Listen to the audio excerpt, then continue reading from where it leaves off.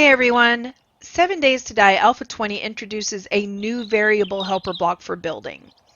What I'd like to do is quickly take you through a tutorial on how to use those variable helper blocks and how to access those different shapes. So the variable helper blocks eliminate the need to separately craft many different block shapes since you're able to change the shape of your helper block.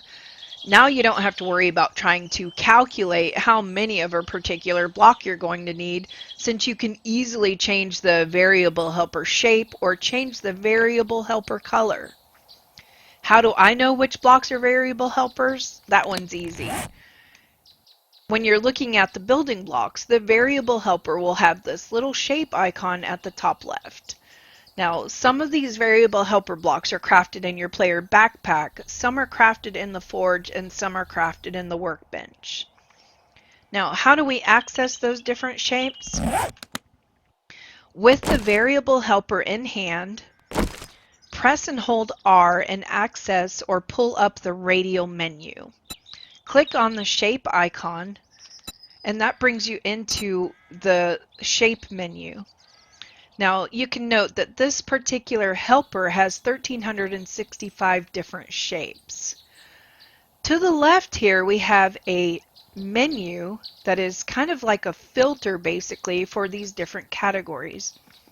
The categories are basic, square, round, wedge, poles, stairs, catwalks, trim, windows, destruction, construction, deco, design, and letters.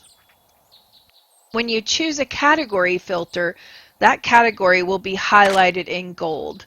This is important to note because if you're searching for a particular block that is not in that category, and this is the search box here, you're not going to find that in that category. So you may want to unfilter when you're doing a general search.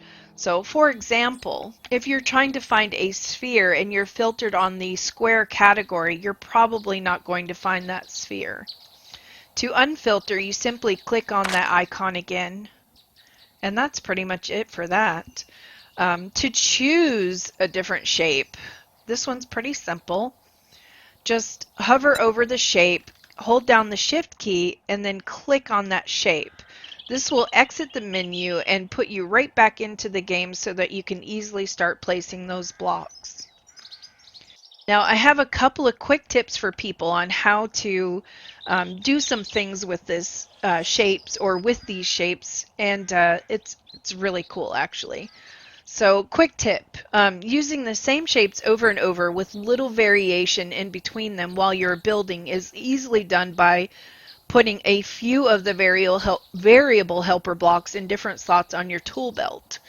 So as you can see here, I've got 3 different slots filled with variable helpers. Now these are all the same variable helper, they're just in different shapes. So if I'm working on a base and using these 3 different shapes within that base, you can see that I can easily change or rotate between those shapes without accessing the R menu or the radial menu in between them. So this is super helpful if you're trying to build a base and you don't want to have to constantly swap shapes using the radial menu. Now the cool thing is you can easily put all of these back together when you're finished. So you don't have to worry about changing the shape back. They will just simply stack back on top of one another.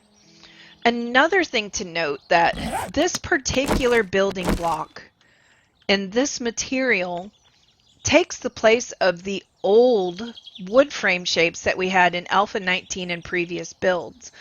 So this basic one showing the particle board or the chip board is the same as the Alpha 19 and previous wood frames and are able to be picked up. So you can place these to block something out, you can place these to start your base. If you make a mistake, you can pick them back up, not a problem. Not all of these variable helpers are able to be picked up once they are placed.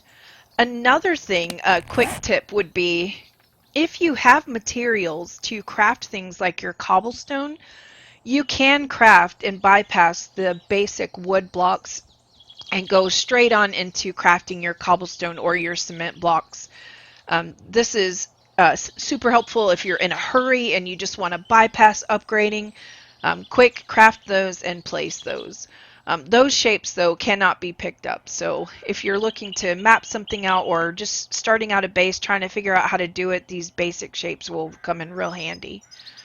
That said, I think I've pretty much covered everything. So hopefully you find this tutorial helpful. And if you have any questions or any comments, please reach out to us in the forums. We're always happy to try and help you.